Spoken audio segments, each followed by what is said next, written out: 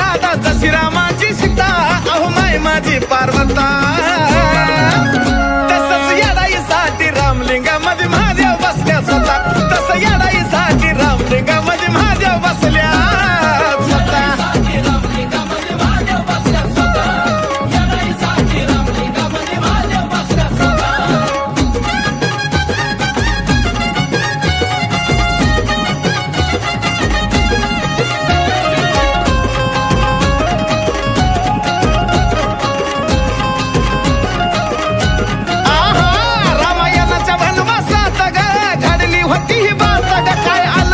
मनात गठान दिलं या यार